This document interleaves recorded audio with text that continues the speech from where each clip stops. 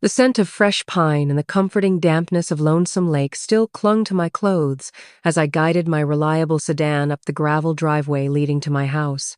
It was a smell of peace, of tall pines mirroring themselves in tranquil water, of misty mornings and crisp nights spent beneath a thick quilt with a good book. Brenda, my college friend, and I had just spent a precious week reminiscing, each day passing in gentle laughter and profound conversations, uninterrupted by the world's worries.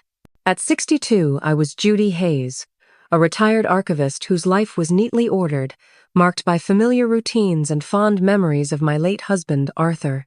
My existence for the past 35 years had been anchored by this charming brick home in Greenwood, North Carolina, a place I considered my sanctuary. The house, with its ivy-clad walls and large bay windows overlooking the garden Arthur and I had spent countless hours cultivating, was a tangible representation of our life together. Every brick laid with love, every rosebush pruned with tenderness. It was where Arthur and I had nurtured our only son, David, witnessed his first steps, listened to his childhood dreams. It was a haven, a refuge, a living memory box. But as I rounded the final bend, my heart constricted. Something was wrong. The garden, normally a vibrant tapestry of hydrangeas and lavender, now looked as though a tornado had ripped through it. My rose bushes, my pride, were trampled, their purple petals scattered like bruised tears on the earth. My beloved pots of lilies and lavender, the ones I'd carefully tended since Arthur's passing 7 years ago, lay shattered on the walkway, sharp ceramic shards and soil spattered like bloodstains. And then I saw it. In the middle of the neatly manicured lawn, like a mountain of refuse, lay my belongings. Cardboard boxes hastily taped shut, several old suitcases I kept in the attic. My favorite winter coat, the one Arthur had given me for Christmas the year before he passed, lay haphazardly on top of a pile of books, volumes I'd cherished for decades, now exposed to the fading afternoon sun. I saw overturned picture frames, family heirlooms wrapped in newspaper like small corpses. Even Arthur's old fishing rod, which I'd kept as a treasured memento, lay discarded on the heap, its reel unraveling like a curse. I stepped out of the car, my knees wobbling so badly I had to grip the door just to stay upright. A groan escaped my throat, a raw, pained sound I didn't recognize as my own. Surely this was a mistake. Surely they wouldn't. But then I saw the note. It was taped right to the front door, like a slap to the face. My son David's handwriting, neat, confident, just as it had been on his old school essays I used to proofread late at night. "Sorry, Mom. Jessica's parents are moving in with us. There's no room for you anymore. I hope you understand." No greeting. No explanation. Just a cruel declaration of abandonment. My mind reeled. David. My only son. 2 weeks ago he had called, asking if I would mind if he and his wife, Jessica, came over to help me organize a bit while I was away. I, naively, had agreed. My son just wants to help his mother, I had thought. Now, I understood it was a pretense to orchestrate my removal from the home I had built. The neighbors, people I'd lived beside for decades, stood frozen across the street. Mrs. Holbrook, with whom I'd exchanged apple pie recipes and shared stories of our growing children, clutched her gardening gloves to her chest. The Johnson kids, children I'd watched grow from toddlers, stared wide-eyed from their porch. I could feel their pity, their curiosity, like needles against my skin. I could sense the hushed horror of judgment from those staring eyes. It felt as though my entire life was on display, dissected under the harsh spotlight of neighborhood scrutiny. I knocked on the door once, softly at first. No answer. Then I pounded, my heart thumping so hard I could barely breathe. "David!" I screamed, my voice cracking with shock and disbelief. "David! Jessica! Open this door!" A moment later, the curtain twitched. Jessica's face, stiff and emotionless, appeared behind the glass. She looked directly into my eyes, devoid of any sympathy.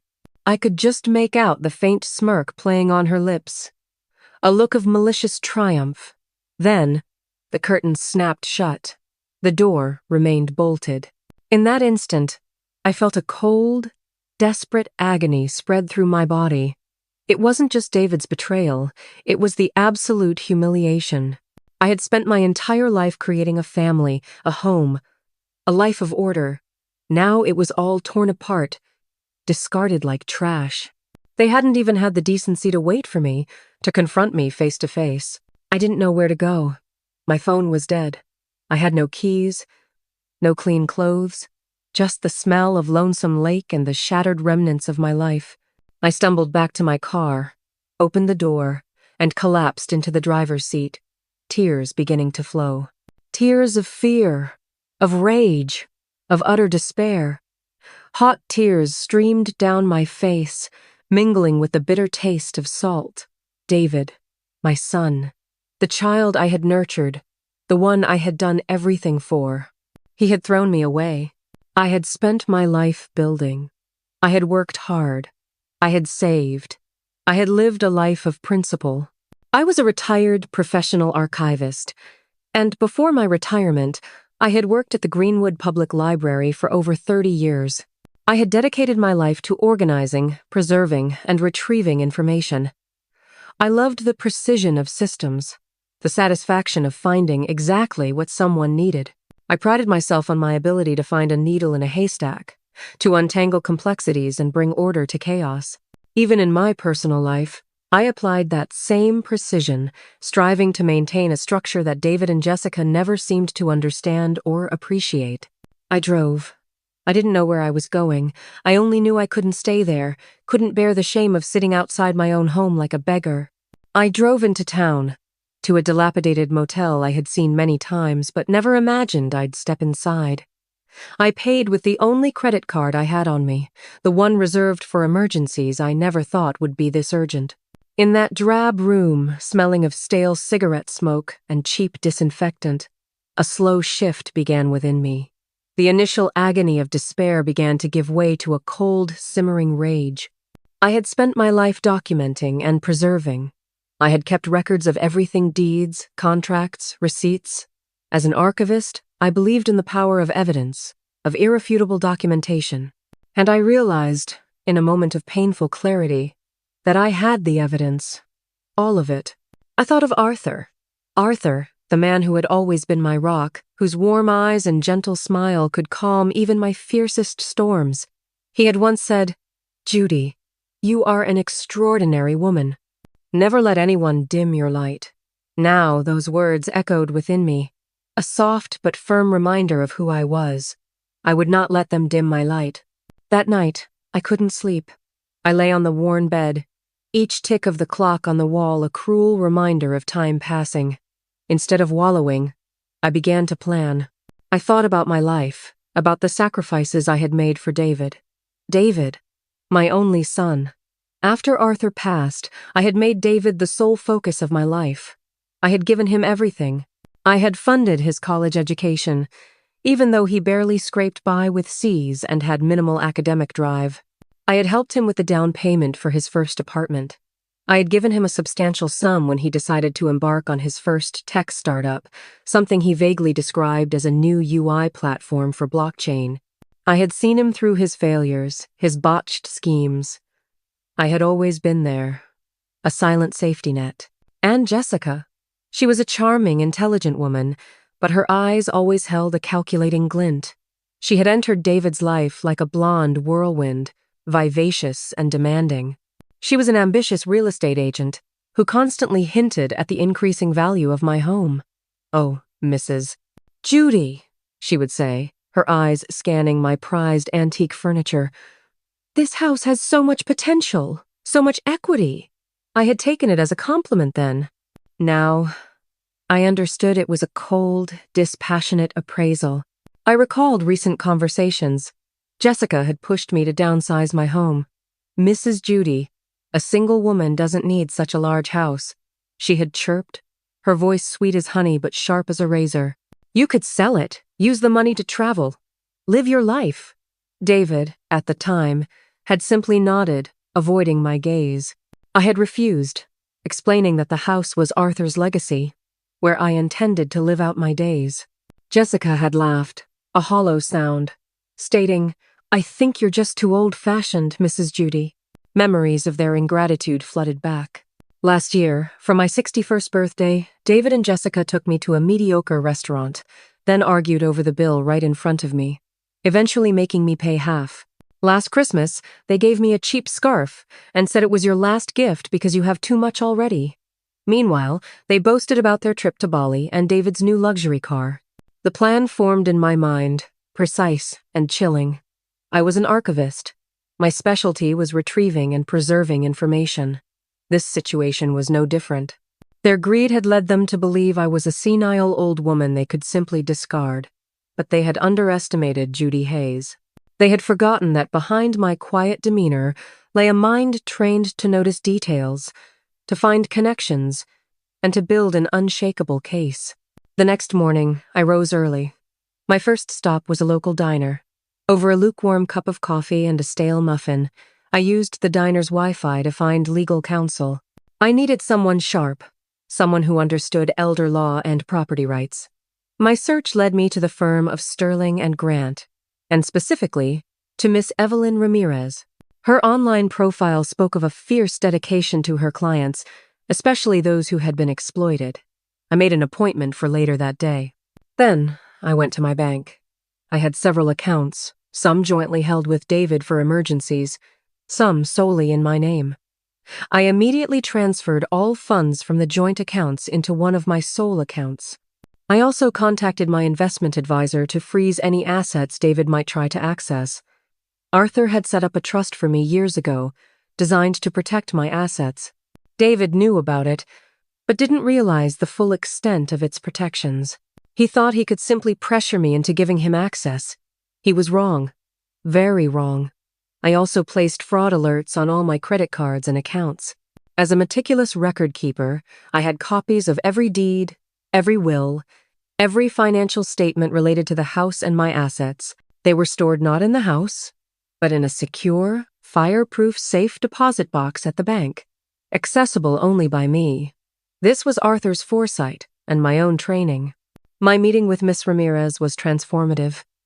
She was a woman in her late 40s, with a sharp, intelligent gaze and a no-nonsense demeanor. I laid out my story, calmly, factually. I showed her the note, the photos I'd taken of my belongings on the lawn, the property deed, the bank statements, Arthur's will, and the details of my trust. "Mrs. Hayes," Miss Ramirez said, her voice firm but compassionate, "this is a clear case of illegal eviction and elder abuse. Your son has no legal right to remove you from your home, regardless of whether his in-laws are moving in. This house is unequivocally yours." A wave of relief washed over me, quickly followed by a renewed surge of resolve. "What can we do?" I asked, my voice steady. "We will send them an immediate notice of unlawful eviction, demanding your immediate re-entry and return of your belongings," she explained. "We will also file a police report for trespassing and theft, given they have tampered with your property. And we will seek full financial compensation for your emotional distress, any damages incurred to your belongings, and punitive damages for their egregious actions. And if they refuse?" Miss Ramirez smiled, a grim, determined smile. "Then we take them to court. And Mrs. Hayes, with the meticulous records you've kept, this will be an open and shut case. David and Jessica will not only lose the house, but they will face severe legal and financial repercussions. Their real estate careers will be in jeopardy, and their reputation in this town, shattered." This was the revenge I craved. Not violence, but justice. Not emotional outbursts, but cold, calculated legal action. This was how an archivist fought. The legal notice was delivered the very next day. I imagined David's smug face contorting into a mask of shock, Jessica's calculating eyes widening in disbelief.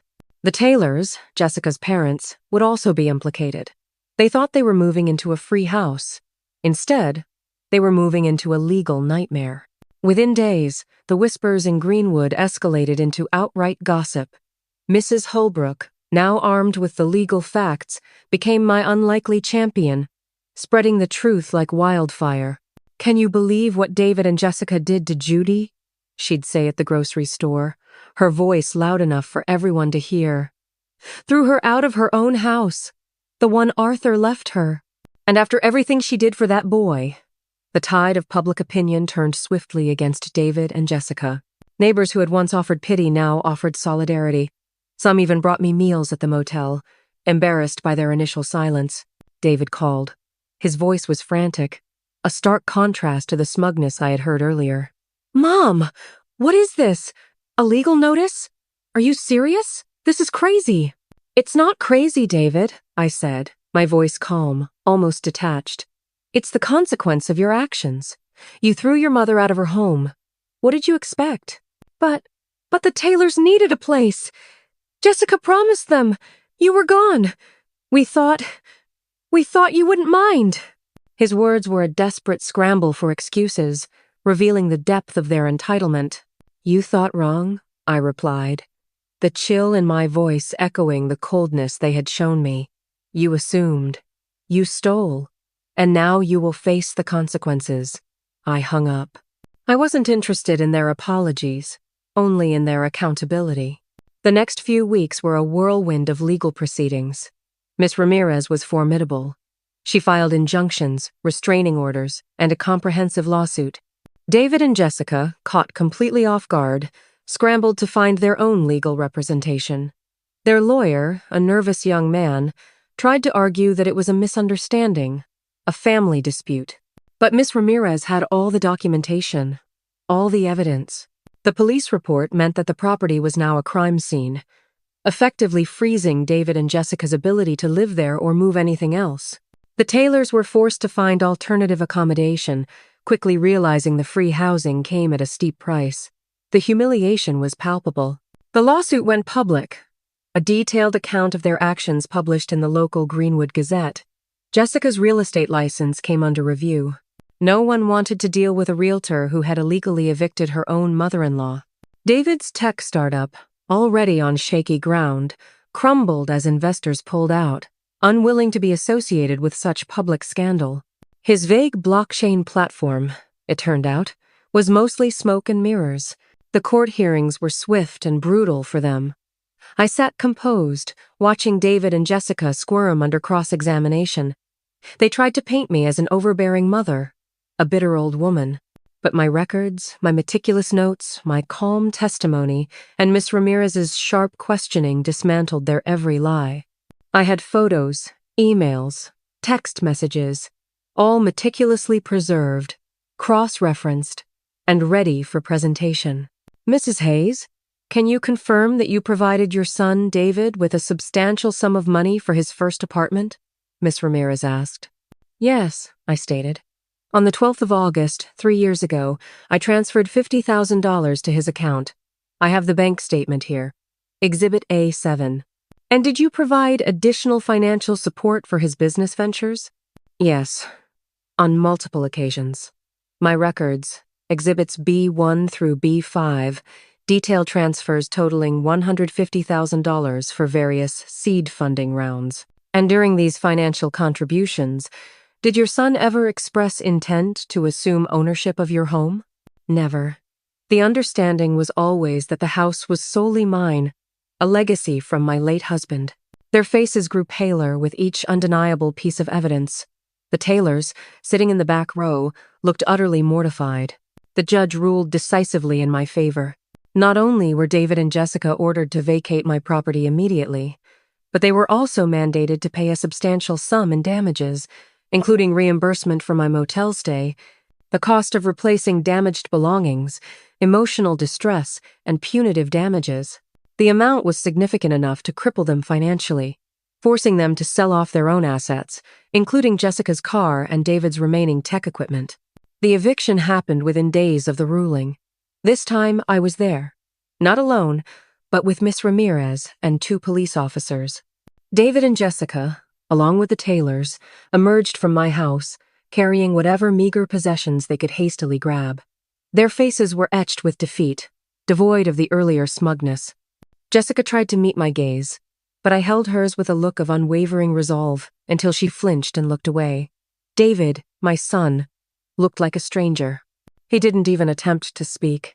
As they loaded their last box into a rented truck, David hesitated, then looked at me. "Mom," he mumbled, his voice weak. "Please, can't we just talk about this?" We can make it right. I shook my head. A quiet, definitive gesture. You had your chance, David. Many chances. You chose to betray me. You chose to discard me. There's nothing left to talk about. But I'm your son, he pleaded, desperation in his eyes. And you treated me like a disposable inconvenience, I retorted, the words sharp, precise, leaving no room for argument. Blood doesn't guarantee loyalty or love, David. It certainly doesn't grant you ownership of someone else's life or property. I turned my back on him. The police officers stood by, ensuring no further interaction. It was over. The physical battle for my home was won, but the deeper reclamation of my life had just begun. The next few months were spent restoring my house. The garden was replanted, the broken pots replaced, the trampled roses nursed back to health. Each act of restoration was an act of healing for my soul. I hired a professional cleaning service to scrub away every trace of David and Jessica's presence, every lingering shadow of their betrayal.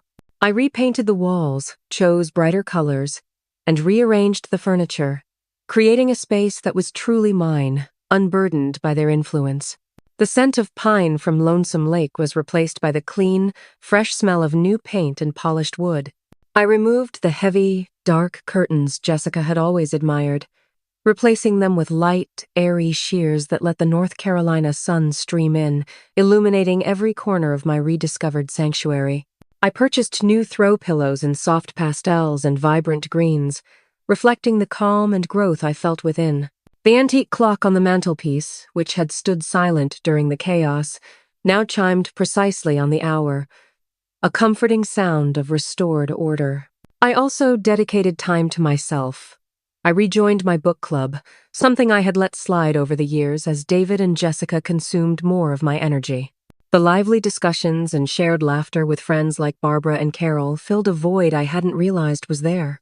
We read everything from classic literature to modern thrillers, and for the first time in years, I truly enjoyed losing myself in someone else's story, rather than being trapped in the painful narrative of my own. I took up quilting again, a hobby Arthur had encouraged, finding solace in the rhythmic stitch of needle and thread. Each square, meticulously chosen and sewn, represented a piece of my rebuilding life, a quiet act of creation after so much destruction. The quilt I started, a vibrant medley of blues and greens, was a testament to the new tranquility I cultivated. It became a tangible symbol of my resilience, a patchwork of healing.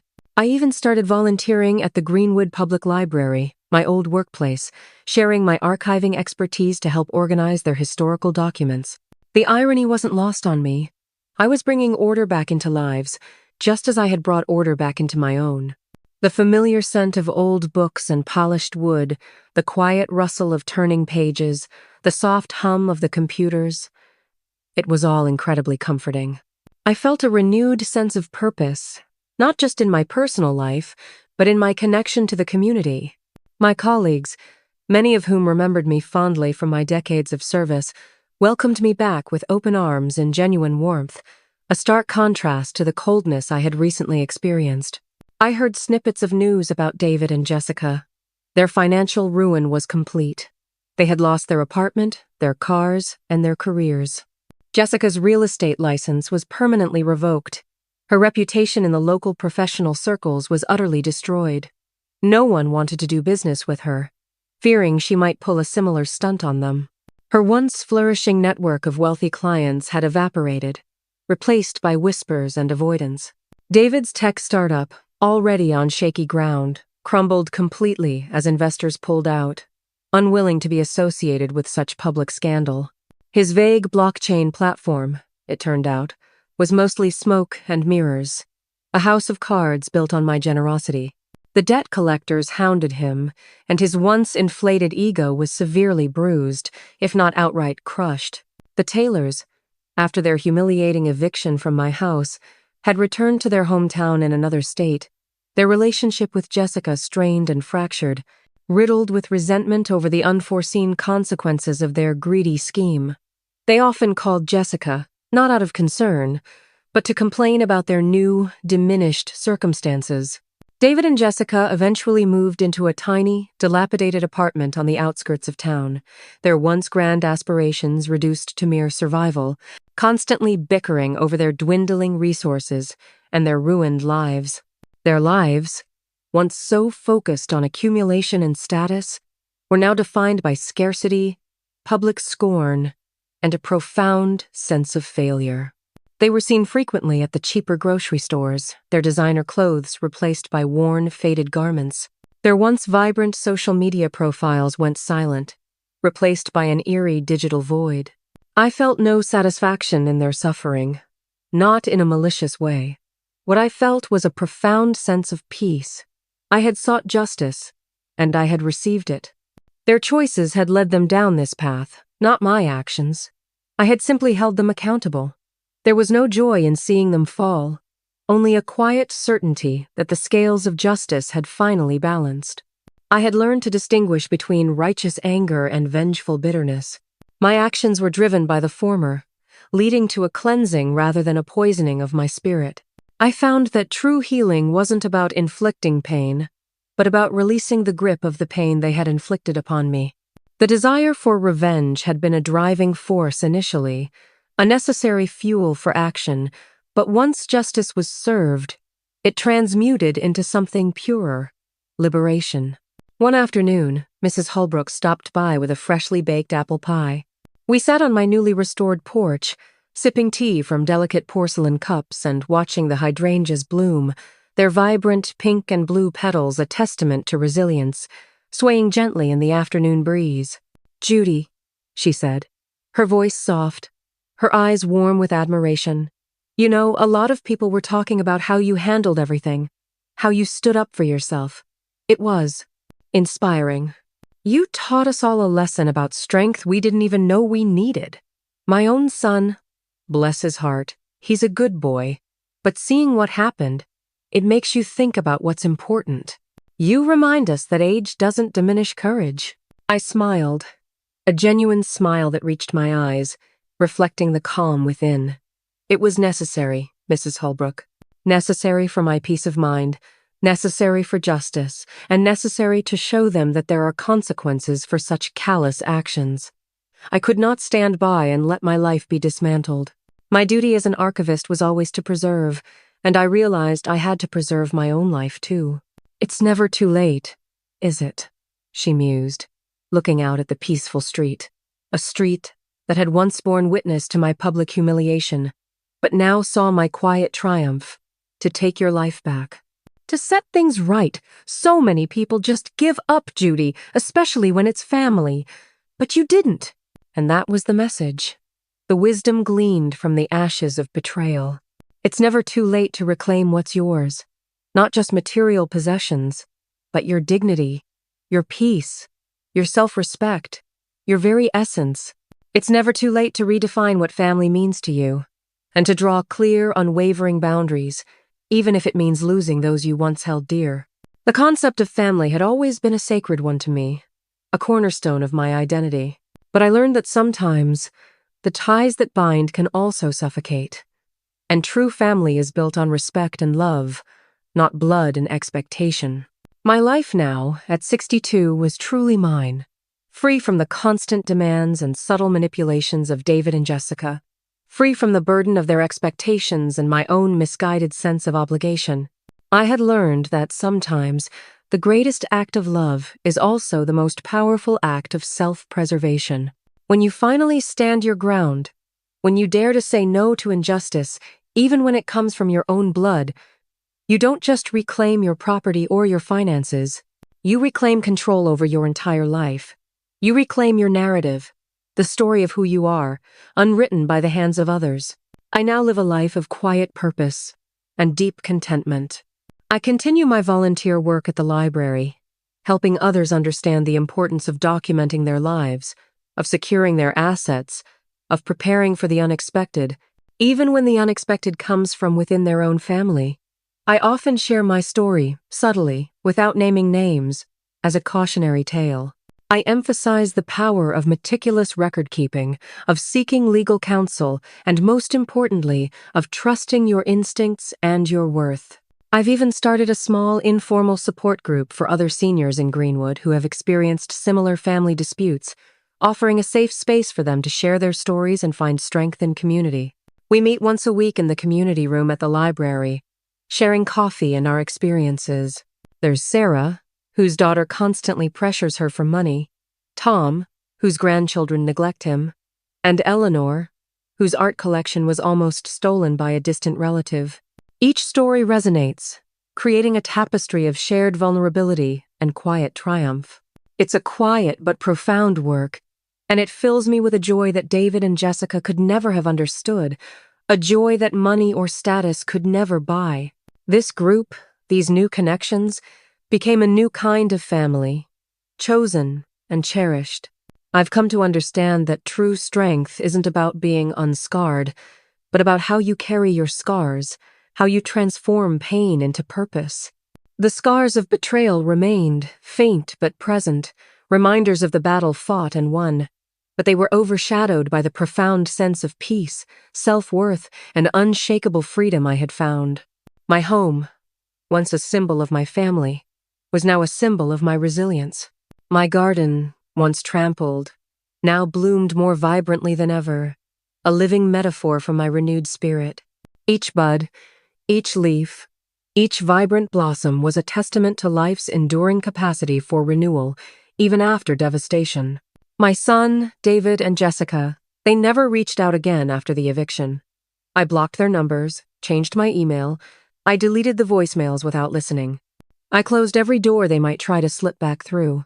I didn't hate them. That would still mean they held space in my heart, a connection I no longer desired, a tether to a past I had transcended. No, I felt nothing at all. A soft, clean emptiness that felt more peaceful than any false family dinner or forced holiday smile ever had. The silence from their end wasn't a punishment. It was a liberation. It was the confirmation that I had successfully excised a toxic growth from my life, allowing new, healthier connections to flourish. I had pruned the dead branches, and the tree of my life was now thriving. Occasionally, I would see them in town. Once, I spotted David pumping gas at a station across the street from my grocery store. His shoulders seemed slumped, his once confident stride replaced by a weary shuffle. Jessica was with him, her once perfectly styled hair looking a little unkempt, her vibrant clothes faded. Their conversation seemed tense, punctuated by sharp gestures.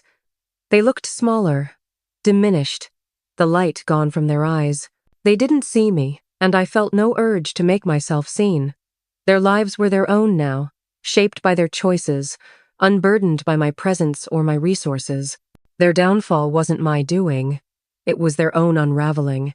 And in that observation, I found not triumph, but a quiet validation of my path. Outside, the city moved on, uncaring and alive. And for the first time, so did I.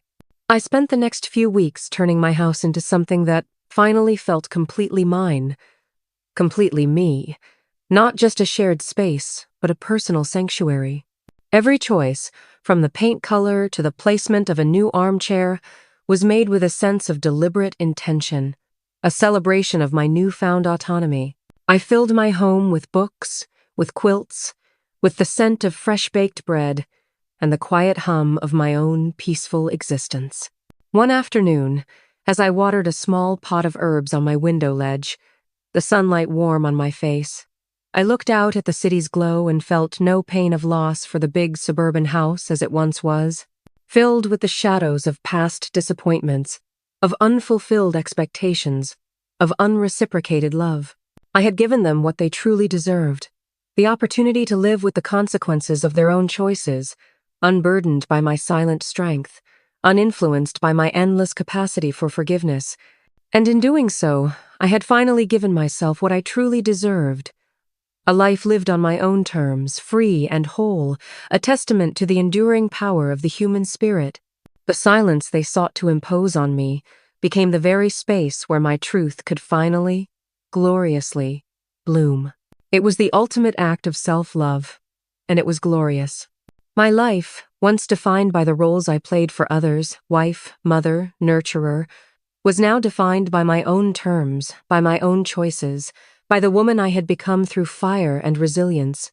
It was a masterpiece of my own making, painstakingly restored, layer by layer, until its true beauty shone through. The message I carry, the wisdom etched into my very soul is this: never let others define your worth. Never allow kindness to be mistaken for weakness. And never, ever, let anyone take what is rightfully yours. Your dignity, your peace, your self-respect, your sanctuary, your very essence, just because they are called family.